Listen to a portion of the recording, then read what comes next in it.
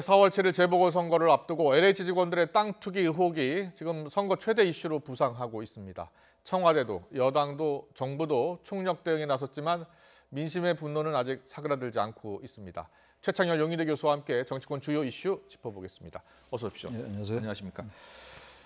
LH 사태가 지금 걷잡을 수 없이 확산하고 있습니다. 오늘 대통령과 여당 원내대표단이 만났거든요. 여기서도 문 대통령이 이 공정과 신뢰를 무너뜨리는 용납할 수 없는 비행이다 이렇게 강력하게 비판했거든요. 어떻게 보셨어요? 저도 아까 대통령께서 말씀하신 걸 봤는데 예. 공정과 신뢰가 바닥에 이제 떨어졌다 이런 얘기를 했습니다. 그런 건 당연한 얘기고 전 이 상황이 이제 앞으로 어떻게 전개될지 지켜봐야지 되겠습니다만 우선 기회가 평등하지 않다라는 거예요.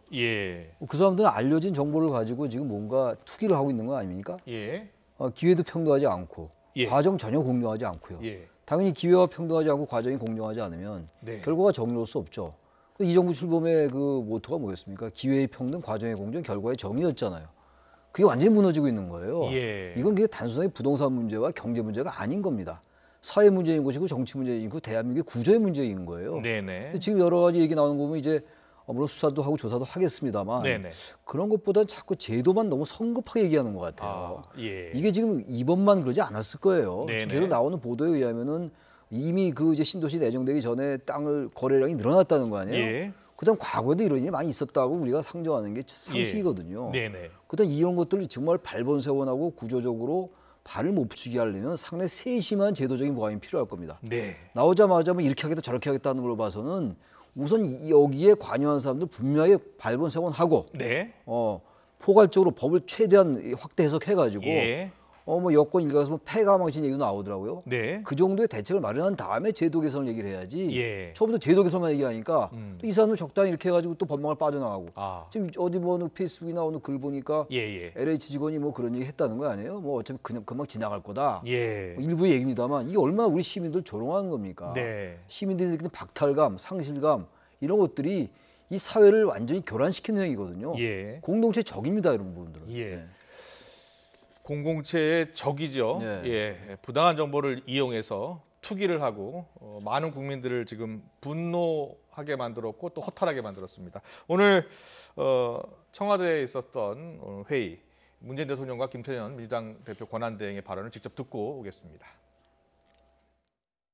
지금 LH공사 직원들의 토지 투기 문제로 국민들의 분노가 매우 큽니다. 개발을 담당하는 공공기관 직원이나 공직자가 관련 정보를 부당하게 이용하여 부동산 투기를 한다는 것은 우리 사회의 공정과 신뢰를 바닥에서 무너뜨리는 용납할 수 없는 비리행위입니다. 이번 기회에 공직사회의 도덕적 해이와 부패를 완전히 뿌리 뽑을 수 있도록 해야 할 것입니다.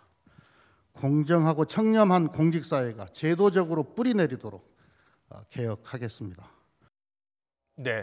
지금이라도 이 화난 민심을 달래기 위해선 이 청와대 여당 어떻게 대책을 세우고 어떻게 조사를 해야 되겠습니까? 저는 국회의원들도 상당히 관여돼 있을 가능성이 높아요. 그러니까 이건 국회의원들을 뭐 국회의원만 특정하는 게 아니라 공직자들이 어떤 형태로든 간에 많이 관여돼 있을 가능성이 있는 거거든요. LH만의 문제는 아닌 것 같습니다, 지금. 여당, 야당을 가릴 문제는 더욱더 아닌 것이고 그러니까 여야 국회의원도 마찬가지고 청와대 공직자 마찬가지고 차제에 그러니까 이런 우리나라의 부동산 투기가 워낙 만연해 있잖아요. 단순히 투기 문제뿐만이 아니라 부동산 가격 문제가 이게 보통 이 사회를 분열시키고 그리고 완전히 빈부격차가 양극화의 가장 중요한 자산 양극화가 그러니까 차제에 이게 사회 하나의 시스템의 변화의 격발제가 될 수 있다고 좀 봐요. 단순히 이 LH 사건 가지고 그 사람들 뭐 적발하고 색출하는 걸 넘어서 한국 사회를 구조적으로 방정하는 그런 인식을 가져야 됩니다. 그렇습니다. 문재인 정부 출범 이후 부동산 정책, 특히 투기와의 전쟁을 계속 강조해 왔는데요. 지금 드러난 것은 빙산의 일각이다라는 또 지적도 있어요. 이와 관련해서 변창흠 장관 경질론이 또 이야기가 되고 있지 않습니까? 오늘 변창흠 장관 어제 국회에 나왔는데요. 이렇게 답했습니다. 잠깐 듣고 오겠습니다. 장관님, 물러나세요라는 얘기가 막 여기저기서 들리죠? 어떻게 생각하세요? 네, 저로서도 무거운 책임감을 통감하고 있습니다. 민심도 제대로 헤아리지 못하고 이렇게 투기에 둔감한 국토부 장관에게 무엇을 더 기대하겠느냐. 그러니까 국민들이 당장 사퇴하라 이겁니다. 저도 같은 생각이에요. 어떻게 하실 거예요? 투기를 해서는 안 된다는 거에 대해서는 한 번도 다르게 얘기한 적도 없고 장관님께서 포괄적이고 도의적인 책임을 느끼고 계십니까? 어떻습니까? 이 부분에서 무거운 책임감을 느끼고 있습니다. 네, 무거운 책임감을 느끼고 있다라고는 하는데 실제로 물러날 것이냐라는 그 질문에는 답하지 않은 모습이에요. 이 LH 사장 시절에 일어났던 일이잖아요, 변 장관이. 그렇습니다. 2년 동안 LH 사장을 지냈죠. 지금도 말씀을 나눴습니다만 예. 아마 이러한 일들이 굉장히 비일비재했을 거예요. LH라는 그 조직 내에서. 예. 과거로 거슬러면 분당, 뭐 일산 이런 평촌 이런 신도시들 개발한 적이 있었잖아요. 예, 그때는 예. 많은 사람들이 적발이 됐었어요. 구속도 네, 되고 그랬잖아요. 그랬죠. 그때. 예. 최근에도 뭐 아까도 말씀드린 것처럼 뭐 이런 이제 신도시 확정되기 전에 거래량도 늘어나고 말이죠. 네. 그렇다면 이러한 것들을 LH 사장하면서 과연 몰랐을까? 예. 그러니까 특정을 알면서 봐줬다라는 말씀 드리는 게 아니라 예. 이러한 것들이 관행상 알게 모르게 퍼져 있었을 거예요. 아마 LH 직원들 사이에서. 예. 이런 수법이라든지 기법 이런 것들에 대해서. 그래서 일각에서는 일단 누군가가 이번 사태에서 책임을 지는 모습을 보여야 하는데 야당에서는 변창흠 장관의 경질을 지금 이야기하고 있고요. 여당에서는 아직 공식적으로는 아닙니다만 박수현 민주당 홍보소통위원장은 사퇴할 필요가 지금 있다라고 이야기하고 있습니다. 직접 듣고 보겠습니다.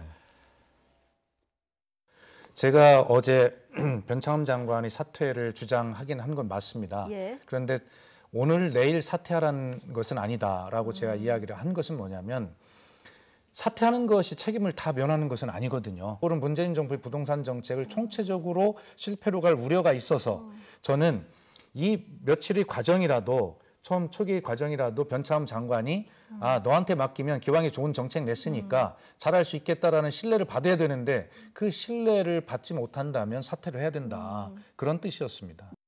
네, 이 뭐 사퇴가 능사는 아니다. 이런 또 이야기예요.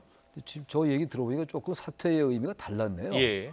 그 LH 사태에 대해서 현직 장관이 당시 사장을 했었으니까 예. 거기다 책임지고 사퇴하는 게 아니고 지금 이제 부동산 정책을 내놨잖아요. 변 장관을 네. 기용해서 공급책을 내놨는데 예. 그 정책의 신뢰를 받지 못해 사퇴한다 이런 얘기네요. 보니까 그렇네요. 전혀 예. 다른 얘기네요. 그러니까 일반 언론에 예. 보도된 게. 예. 전 저 생각은 맞지 않다고 생각해요. 아. 왜 그 말씀 드리냐면 예.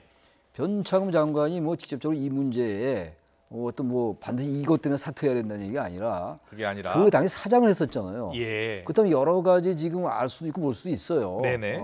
알 수도 있고 볼 수도 있는데 아무튼 그때 사장을 했고 이 지금 보통 일반적인 사건의 문제가 아니란 말이에요. 예. 제가 자꾸 말씀드리는 게 이 사태의 엄중함을 인식해야 돼요. 네. 단순한 사건이 아닙니다, 이거는. 예. 지금 국민들이 분노하는 것은 이 LH 직원들만 땅 투기를 했을까? 지금 광명시 공무원들도 지금 투자를 한 것으로 드러났어요. 지금 투기는 아니라고 주장하고 있고요. 시흥시 직원들도 투자했다라고 주장을 하고 있어요. 그렇다면 LH 직원들, 공무원들만 알았을까? 거기 시의원도 있었을 것이고요. 그리고 또 지자체가 또 운영하는 다른 어떤 공기구도 있을 거예요. 그래서 그들에 대한 어떤 성역 없는 수사가 좀 이루어져야 되는 건 아니냐 이런 지금 생각이거든요. 아니, 투자와 투기라는 게 사실 어떤 면에서 볼 때 경계가 애매할 때도 있긴 있어요. 예. 그런데 요즘 뭐 얘기 많이 나오는 겁니다만 58억을 대출받았다는 거 아닙니까? 기획부동산이 동원되고 네. 지분을 쪼개고 예. 그게 투자입니까? 투기죠. 그게 투자가 아니죠. 근데 그 지금 얘기 나오는 게 아까 변창흠 장관 얘기다 이제 얘기가 끊겼는데 그럼 변 장관이 네. 스스로 책임지는 모습이 필요해요. 네. 국민들에게 보낸 시그널이라는 게 굉장히 중요합니다. 정책이라는 게. 예. 정책의 신뢰라는 게 정책의 효율성을 발휘하기 위해서는 일단 신뢰가 담보가 돼야 되거든요. 네. 이런 상황 속에서 어떻게 장관에게 신뢰할 수 있겠어요? 이런 가운데 양이원영 의원, 민주당 의원 모친의 신도시 땅 투기 의혹이 또 불거졌어요. 양 의원은 몰랐다 이렇게 지금 이야기를 하고 처분하겠다라고 했거든요. 어떻게 생각하십니까? 글쎄 모를 수도 있겠죠. 예. 그러나 이제 모친께서 그렇게 땅이 있는지 몰랐다라고 얘기하는데 예. 아무튼간에 이거 뭐 조사를 해봐야지 알겠죠. 양이원영인가 그분이 이 사실 알았는지 모르는지 모르겠습니다. 어쨌든 예. 가족에게 이런 문제가 발생했다면 네. 저도 집권당이 꼭 아니더라도 예. 국회의원으로서 상당한 책임감은 있다. 책임감을 느껴야 된다고 생각합니다. 예, 알겠습니다. 대통령으로서는 참 임기 말에 지금 빨리 해결해야 할 문제, 근본적으로 해결할 문제에 지금 그런 거죠. 맞닥뜨렸습니다. 어떤 대책을 지금 세워야 되겠습니까? 일단은 이제 국민들이 납득할 정도의 확실한 예. 수사가 필요하다고 생각합니다.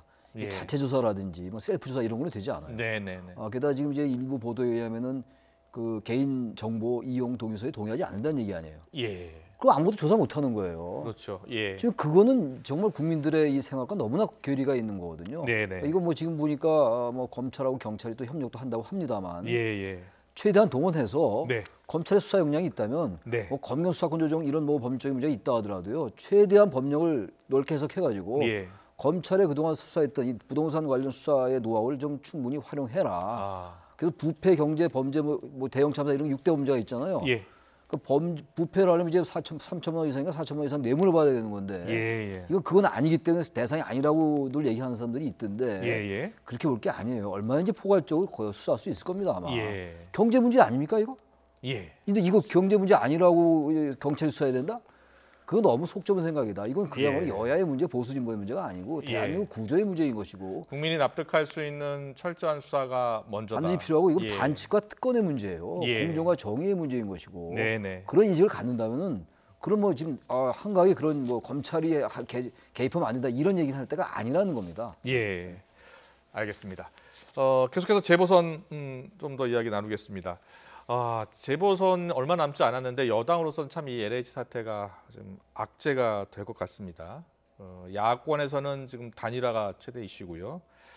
오세훈 후보하고 안철수 후보의 단일화 방식, 지금 여론조사를 어떻게 할 것인가를 놓고 지금 줄다리기를 하고 있거든요.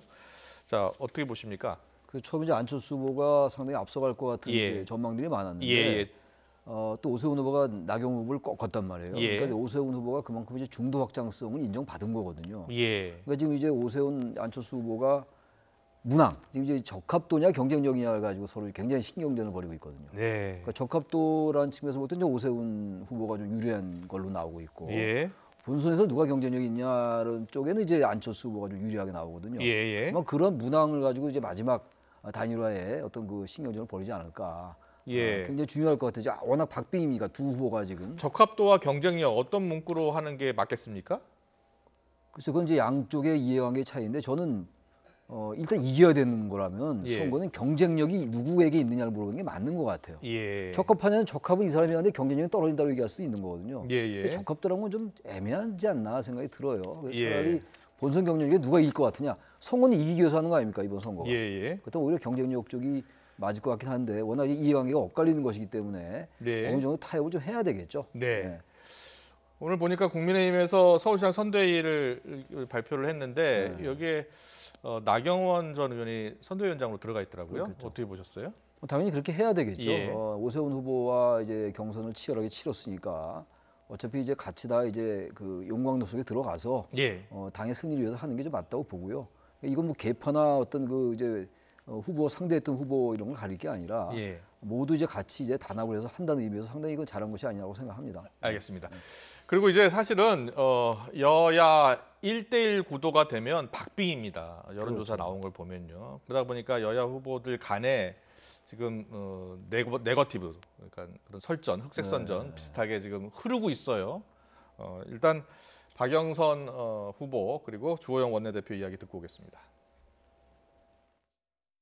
오세훈 후보 같은 경우에는 그 아이들의 밥그릇에 차별을 주장을 하다가 불명예 퇴진한 후보에게, 그리고 또 한 분은요, 새 정치하겠다고 지난 10년 동안 계속해서 갈짓자 행보를 했습니다. 저는 이 쫓아내라는 단어를 들으면서 그 남성 우위의 가부장적 여성 비하 발언이다라고 느꼈습니다. 남인순, 고민정 이런 분들이 그 사건에 대해서 소극적이고 심지어 피해 호소인이라고까지 이야기를 하고 하면서 제2차 가해까지 가했던 분들이 캠프에서 중요한 직책을 맡아서 활동한다는 것은 박영선 후보의 이 여성 인권이나 성범죄에 대한 인식을 볼 수 있는.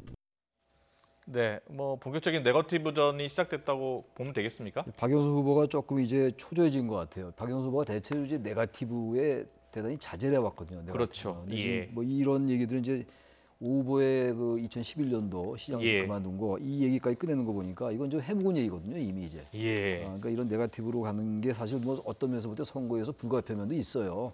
상대의 흠집을 내면서 자신의 이제 득점을 하려 하는 것이니까. 예. 근데 지금 이제 선거가 아직 본격적으로 시작은 안 됐어요. 후보 네. 등록이 아직 안 됐으니까. 그러나 벌써부터 이렇게 네거티브 쪽으로 간다면은 지금 워낙 쟁점이 많잖아요. 예. 그런 걸 다 제껴두고 지금 이런 문제 가지고 할 때는 아니지 않느냐. 여야 모두 뭐 그런 생각이 좀 듭니다. 알겠습니다. 부산에서는 LCT 특혜 분양 의혹이 지금 다시 점화되고 있습니다. 어떤 영향을 미칠지 주목이 되는데요. 여야 발언 듣고 오겠습니다.